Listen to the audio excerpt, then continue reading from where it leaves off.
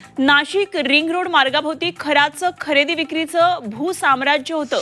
Ring road प्रकल्प जाहीर होण्यापूर्वीच मोठ्या प्रमाणावर त्याने जमिनीची खरेदी केलेली आहे। रिंग रोड पासून अगदी जवळ असलेल्या जमिनीची काही ठिकाणी 3 ते 5 पट दरानं जमीन खरेदी झाल्याची माहिती मिळते।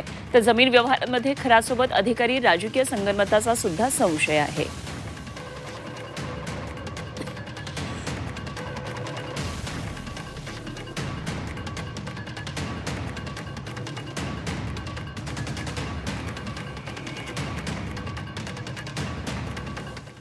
आणि या संदर्भात आणखी माहिती जाणून घेऊया। आमचे प्रतिनिधी योगेश खरे आपल्याबरोबर थेट नाशिकमधून जोडले गेलेत। योगेश, आपण पाहिलं केवळ महिलांचं लैंगिक शोषण नव्हे तर खूप मोठी माया संपत्ती मिळवण्यात सुद्धा त्याचा तेवढाच हातखंडा होता आणि मोठ्या प्रमाणामध्ये रिंग रोडच्या संदर्भातल्या जमिनी ज्या आसपासच्या होत्या त्या खराच्या नावावर दिसतात किंवा संगनमतानं घेतलेल्या आहेत। काय नेमके या संदर्भातले आणखी अपडेट्स येत आहेत? खरं आहे, कुंभमेळ्याच्या दृष्टिकोनातून नाशिकमध्ये रिंग रोड होणार, त्यालाच परिक्रमा मार्ग असंही म्हटलं जातं, तो परिक्रमा मार्ग होणार असं म्हटलं जात होतं आणि हे आधीच खरातला माहिती होतं। खरातने या आधीच या रिंग रोडच्या आजूबाजूच्या परिसरामध्ये मोठ्या प्रमाणात जमिनी खरेदी करून ठेवल्या आणि यामध्ये बहुतांशी जर आपण बघितलं त्याचे नातेवाईक आणि अनेक अधिकाऱ्यांचे नातेवाईक जे आहेत ते त्यामध्ये सहभागी आहेत। त्यांच्या नावावर हे सर्व सातबारे दिसून येत आहेत। आणि आत्ता अजून एक महत्त्वाची माहिती अशी यामध्ये समोर आली आहे की या जमिनी बरोबर अशा ठिकाणी आहेत की ज्या ठिकाणून रिंग रोड गेल्यानंतर त्या एकदम समोरच्या बाजूला येतील।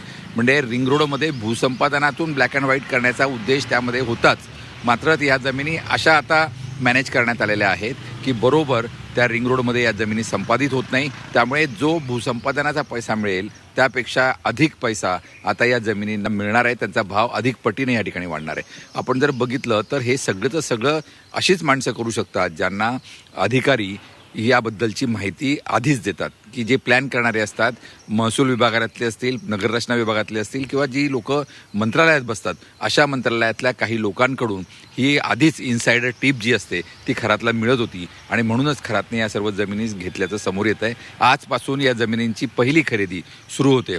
पहिलं खरेदी खत जे आहे ते आज होणार आहे आणि 1,90,00,000 रुपये प्रति हेक्टरी असा दर हा इथल्या पीडितांना किंवा जे काही आपण ज्यांच्या जमिनी जाणार आहेत त्यांना मिळणार आहे। म्हणजे त्यामुळे यामध्ये किती मोठी उलाढाल होईल याचा विचार करू शकतो आपण। याच रिंग रोडच्या आजूबाजूच्या जमिनींचा भाव हा जवळजवळ 10-20 कोटी रुपये एकरने असा होऊ शकतो आणि त्यामुळे याच्यातून मोठं उत्पन्न हे खरातलं आणि खरात सोबतच्या असलेल्या भागीदारांना मिळणार आहे। त्यामुळे आता SITचं लक्ष पूर्णपणे या जमिनींच्या खरेदी विक्रीच्या व्यवहारांवर आहे। आयकर विभागाला याबद्दलची माहिती देण्यात आली आहे, मुद्रांक शुल्क विभागाकडून या सर्व जमिनींच्या कागदपत्रांची माहिती मागवण्यात आली आहे आणि याचा पूर्ण तपास आता SIT या ठिकाणी करताना आपल्याला दिसत आहे। आहेत काय माहिती पुढे ती आपल्याला पाहायचंय, जरूर लक्ष ठेवून राहा योगेश। आपण या संदर्भात आणखी सविस्तर चर्चा करत राहूया। योगेश खरे आमचे प्रतिनिधी नाशिकमधून आपल्या बरोबर होते।